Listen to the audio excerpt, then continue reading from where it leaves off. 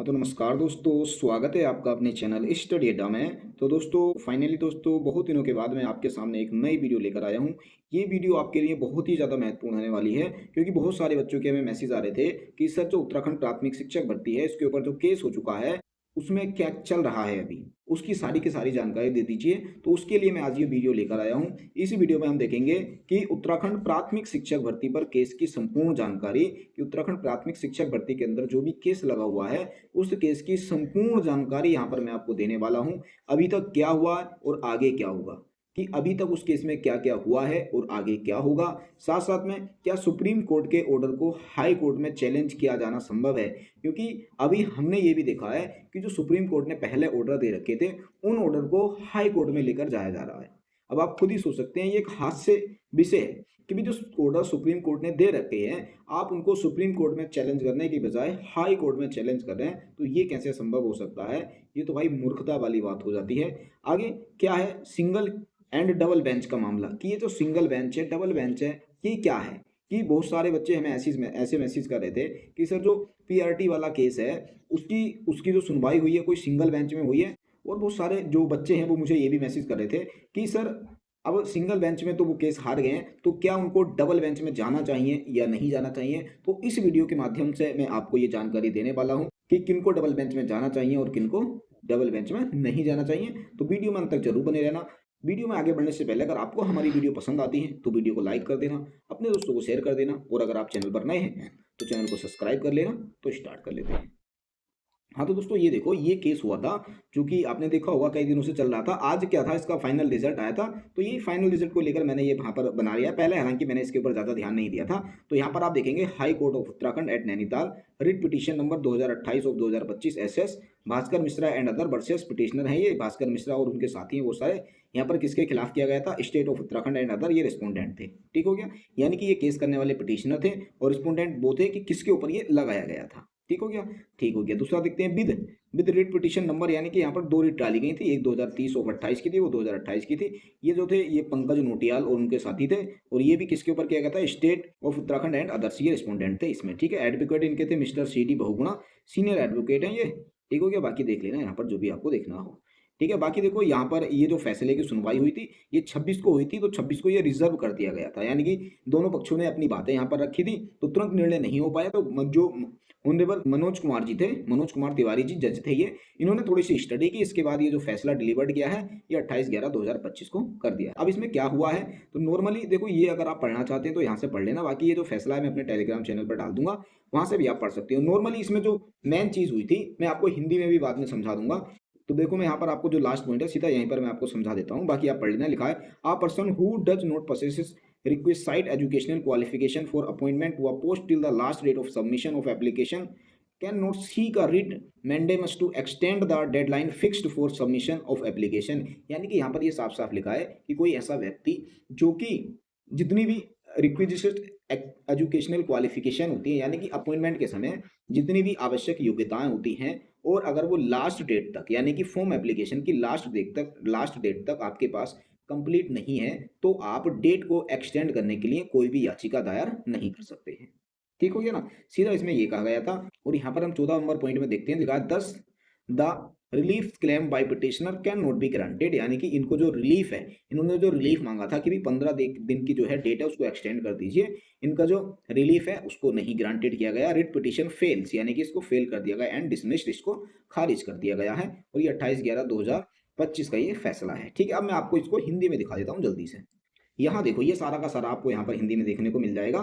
तो यहाँ पर साफ साफ लिखा है कि डीएलएड कर रहे छात्रों को बड़ा झटका, हाई कोर्ट ने याचिका खारिज की, सुप्रीम कोर्ट के आदेशों का हवाला। कि भी जो हाई कोर्ट ने याचिका खारिज की है उसमें हाई कोर्ट ने सुप्रीम कोर्ट के जो आदेश हैं उनका हवाला दिया है। नैनीताल 28 दिसंबर 2025, उत्तराखंड हाई कोर्ट ने डीएलएड कर रहे छात्रों की उस याचिका को पूरी तरह से खारिज कर दिया है जिसमें छात्रों ने असिस्टेंट टीचर की भर्ती की अंतिम तिथि बढ़ाने की मांग की थी। कोर्ट ने कहा कि भर्ती की अंतिम तिथि तक योग्यता पूरी ना होने पर कोई भी उम्मीदवार चयन प्रक्रिया में शामिल होने का हकदार नहीं है। कि अंतिम तिथि तक अगर आपकी योग्यता पूरी नहीं है तो आप उसमें शामिल होने के हकदार नहीं है। क्या थी याचिकाकर्ताओं की मांग, तो यहाँ से अगर आप देखेंगे याचिकाकर्ताओं की जो मांग थी कि याचिकाकर्ता डीएलएड के अंतिम सेमेस्टर में थे और उनका कोर्स दिसंबर में पूरा होने वाला था। उन्होंने कोर्ट से प्रमुख मांग की थी कि भर्ती की अंतिम तिथि कम से कम 15 दिन बढ़ाई जाए, कि भी इनका जो सेमेस्टर था अंतिम था और इनका जो कोर्स है वो दिसंबर में पूरा होने वाला था। इन्होंने कहा था कि भी कम से कम भर्ती को 15 दिन इसकी डेट बढ़ा दी जाए। तो इसमें अगर हम देखते हैं राज्य सरकार ने क्या कहा, तो राज्य सरकार और चयन आयोग ने कोर्ट में साफ साफ कहा, यानी कि इस विषय में राज्य सरकार और चयन आयोग ने साफ साफ कह दिया कि भाई जो पात्रता है वो कट ऑफ डेट तक देखी जाती है। यानी कि कट ऑफ डेट का मतलब है लास्ट डेट, कि जिस दिन आवेदन की लास्ट डेट होती है उस दिन तक उनकी जो पात्रता है, एलिजिबिलिटी है, चेक की जाती है। डीएलएड कर रहे होना योग्यता नहीं है, कि भी अभी आप डीएलएड कर रहे हो, आपका कंप्लीट नहीं हुआ तो ये आपकी योग्यता नहीं माना जाएगा। भर्ती की तारीखें बदलना अदालत का काम नहीं है, भी कोर्ट जो है वो भर्ती की तारीखें नहीं बदलता, ये तो सरकार बदलेगी या फिर जो चयन आयोग कराता है वही बदलेगा। बाद में पास होने से इसका कोई लाभ नहीं मिलता है, कि अगर आप बाद में पास हो रहे हैं तो इसका आपको कोई भी लाभ नहीं मिलेगा। अब हाई कोर्ट ने क्या कहा था, कि सुप्रीम कोर्ट के बड़े फैसलों का हवाला दिया था। हाई कोर्ट ने अपने निर्णय में कई सुप्रीम कोर्ट के आदेश लागू किए थे। अब कौन कौन से ये आदेश हैं जो इसमें लागू हुए थे वो मैं आपको दिखा देता हूँ। देखो, इससे पहले मैं आपको एक चीज बता देता हूँ कि बहुत सारे बच्चे, ये डीएलएड वाले जो बच्चे हैं, हमें बार बार मैसेज कर रहे थे कि सर हम क्या है ना, देखो सिंगल बेंच में हार मिल चुकी है उन लोगों को।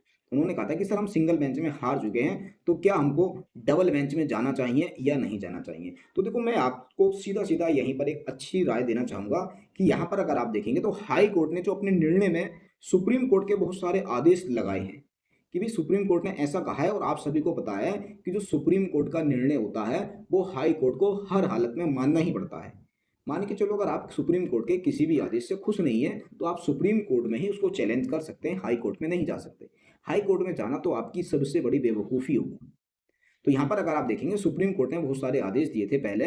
जैसे आप देखेंगे कि ये भूपिंदर सिंह है, 2000 वाला इनका मैटर था, अंतिम तिथि तक जो योग्यता है वही मान्य होगी। यानी कि इनका भी कुछ ऐसी केस रहा था, तो वहां पर सुप्रीम कोर्ट ने साफ साफ कह दिया था कि अंतिम तिथि तक जो आपकी योग्यता है वही मान्य होगी। अगर अंतिम तिथि के बाद आपने कोई भी योग्यता अर्जित की है तो उसको मान्य नहीं किया जाएगा।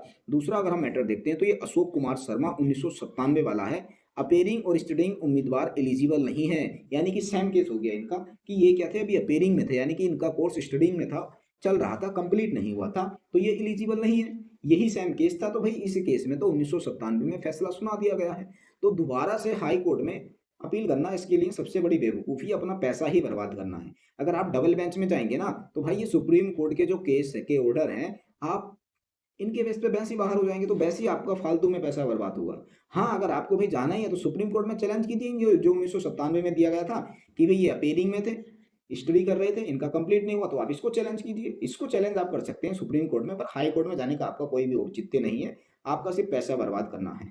यूपीपीएससी वर्सेस अल्पाना 1994 का केस है, कई कट ऑफ डेट के बाद मिली डिग्री मान्य नहीं है। सेम यही है आपकी कंडीशन, कि भी आज लास्ट डेट हो जाएगी, उसके बाद अगर आपको डिग्री मिलेगी तो वो मान्य नहीं होगी। ठीक हो गया। अगला अगला केस देखो, यहाँ पर था पीएम लता 2003 वाला मैटर था, कोर्स कर रहे हो ना, योग्यता नहीं है। यानी कि सेम, ठीक जैसे आप कोर्स कर रहे हैं तो इनका भी कोई कोर्स कर रहे होंगे ये, तो उसको योग्यता नहीं माना था।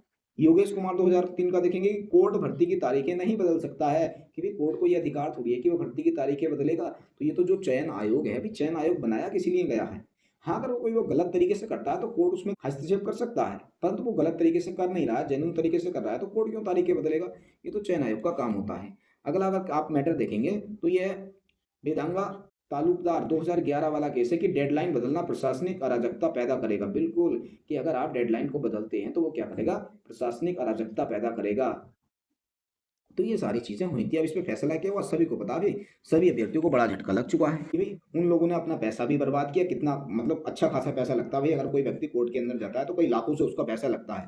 दूसरा, वो सिंगल बेंच में ही गए थे, अगर डबल बेंच में जाएंगे तो भाई और भी ज़्यादा पैसा लगेगा। कोर्ट ने इस मैटर में क्या कहा था कि डीएलएड कर रहे छात्र अभी आप प्रशिक्षित शिक्षक नहीं है, रिजल्ट दिसंबर में आएगा पर कट ऑफ नवंबर है। यानी कि रिजल्ट दिसंबर में आएगा, पर ये भी अभी कोई कंफर्म थोड़ी है कि दिसंबर में ही आएगा, ये जनवरी में भी आ सकता है, फरवरी में भी आ सकता है। क्योंकि अगर हम लास्ट टाइम देखते हैं तो लास्ट टाइम जो बच्चों का रिजल्ट था वो मार्च में आया था, तो भी लास्ट टाइम मार्च में आया था, तो इस बार दिसंबर में आने का तो कोई चांस नहीं है। भी 2 साल का कोर्स वो भी था, 2 साल का कोर्स ये भी है। दूसरा, अगर आप यहाँ पर देखेंगे तो इनका 1 जनवरी 2024 से कोर्स स्टार्ट हुआ है, तो भाई अगर उस हिसाब से देखते हैं तो इनके जो 2 ईयर कंप्लीट हो पाएंगे वो हो पाएंगे 1 जनवरी 2026 को। अगर मैं सही हूँ तो देखो जैसी मेरे पास जानकारी है वो, हालाँकि ये मैंने बिल्कुल ऑफ़िशियल ली है कि 1 जनवरी 2024 से इनका कोर्स स्टार्ट हुआ था। अगर उस हिसाब से हम आइडिया लगाते हैं तो 1 जनवरी 2026 को इनके 2 साल पूरे हो रहे हैं, तो दिसंबर में भी रिज़ल्ट आने का कोई चांस है नहीं। पर इस समय जो भर्ती निकली हुई है प्राथमिक शिक्षकों की, उसकी जो कट ऑफ यानी कि उसकी जो लास्ट डेट है, वो नवंबर की लास्ट है, यानी कि 30 नवंबर लास्ट है। इस हिसाब से हम देखते हैं कि बाद में योग्यता मिलने से भर्ती में कोई अधिकार नहीं बनता है। कोर्ट भर्ती की अंतिम तिथि नहीं बढ़ाएगा, याचिकाएँ इनकी खारिज कर दी गई हैं, कोई राहत इनको नहीं मिली है। अंतिम तिथि नहीं बढ़ेगी, फॉर्म स्वीकार नहीं होगा, साथ-साथ में चयन प्रक्रिया नहीं रुकेगी। अब आगे क्या होगा? तो देखो शिक्षकों की भविष्य की सभी भर्ती में यही नियम लागू रहेगा कि जितनी भी आगे आने वाली भर्तियाँ सभी में यही नियम लागू रहेगा। अपीयरिंग स्टडीइंग कैंडिडेट को अब किसी भी हाल में लाभ नहीं मिलेगा, किसी भी हाल में नहीं मिलेगा, क्योंकि सुप्रीम कोर्ट के बहुत सारे ऑर्डर हैं। ऐसे बहुत सारे केस सुप्रीम कोर्ट में चले हैं। अगर आप डबल बेंच में जाते भी हैं तो इन्हीं ऑर्डर के हवालों से आप वैसे ही बाहर हो जाएँगे, आपका पैसा बर्बाद हो जाएगा, टाइम बर्बाद हो जाएगा।